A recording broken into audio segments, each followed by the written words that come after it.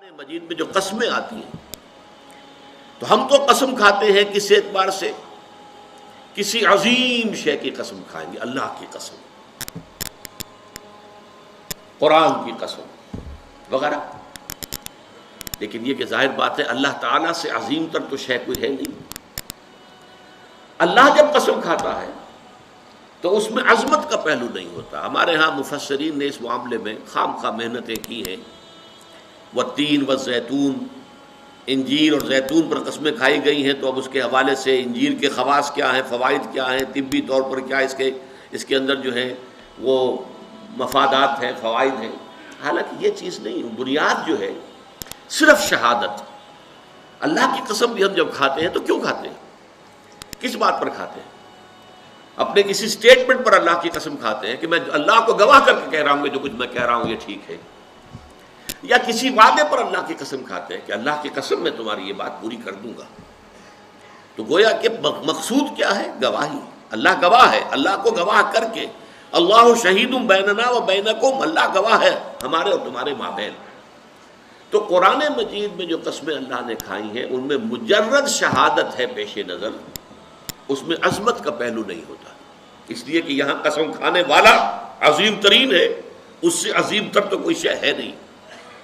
اب زمانے کی گواہی کیا ہے وہ میں آپ سے عرض کر چکا ہوں.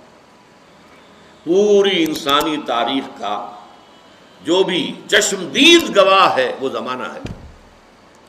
یہ زمانے کی چادر سورہ اعراف کے اندر آپ اس کو دیکھیں گے.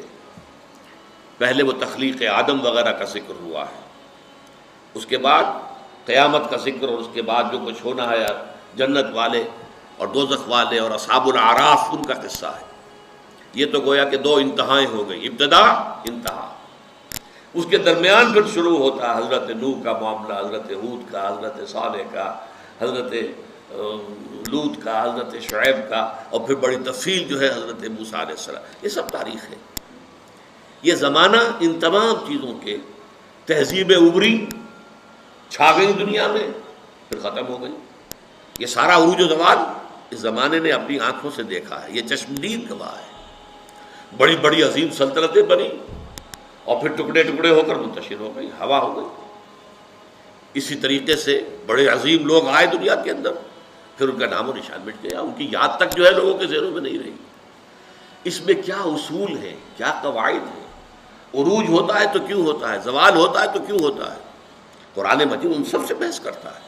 لیکن یہ کہ والعصر جو ہے زمانے کو گواہی کے طور پر پیش کیا جا رہا ہے کہ زمانہ گواہ ہے کہ تمام انسان خسارے میں ہیں سوائے ان کے جو 4 شرطوں کو پورا کرنے والے.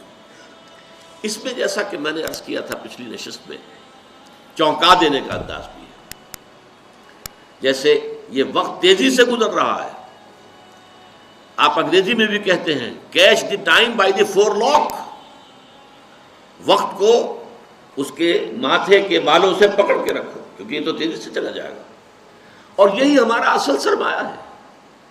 اسی میں کچھ بنانا ہے، اسی میں کچھ کرنا ہے، اسی میں کچھ کمانا ہے. اس کے لیے بڑی پیاری مثال دی ہے بعض مفسرین نے. ایک صاحب نے اپنا مشاہدے کی بنیاد پر لکھا کہ میں ایک دفعہ شام کے وقت ایک بازار منڈی اس میں سے گزرا تو میں نے دیکھا ایک برف بیچنے والا بہت چیخ چیخ کر اپنے برف کو بیچنے کے لیے لوگوں کو متوجہ کر رہا تھا. اس کی حالت جو تھی وہ بڑی ڈیسپریٹ. وہ کیوں انہوں نے سوچا؟ اس لیے کہ اس کا برف تو پانی ہو جائے گا، زیرو ہو جائے گا اگر بکا نہ. کوئی بساتی ہے، اس کا سامان ہے، نہیں بکا ہے، کوئی بات نہیں، دکان بند کرے گا، اگلے روز آئے گا، وہ سامان تو اس کے پاس ہے نا. اس کی اصل راس تو کہیں نہیں گئی، اس کا اصل سرمایہ تو محفوظ ہے. لیکن یہ برف کا تاجر جو ہے، یہ تو برف اگر بکی نہ تو پانی ہو گئی، ختم، اصل راس المال بھی گیا. انسان کی حیثیت برف کے تاجر کی ہے. اس کی زندگی کی برف گھل رہی ہے، تیزی کے ساتھ پگھل رہی ہے. جس کو کہا ہے کہ شاعر نے بہت عمدگی کے ساتھ، غافل تجھے گھڑیال یہ دیتا ہے منادی، گردوں نے گھڑی عمر کی ایک اور گھٹا دی. عام طور پر تو ہم سمجھتے ہیں میری عمر پہلے 60 برس تھی، اب 61 ہو گئی، بڑھ گئی. بڑھی کہاں ہے، کم ہو گئی. اس لیے کہ جو بھی ٹائم اس دنیا میں ہے میرے لیے اس میں سے اب 1 سال کم ہو گیا. 1 گھنٹہ جو گزرا ہے، 1 گھڑیال بجا، 1 گھنٹہ اور یہ 1 گھنٹہ میری زندگی میں سے کم ہو گیا ہے. غافل تجھے گھڑیال یہ دیتا ہے منادی، گردوں نے گھڑی عمر کی ایک اور گھٹا دی. تو یہ وہ چونکا دینے کا انداز ہے. Time is fleeting, catch the time by the four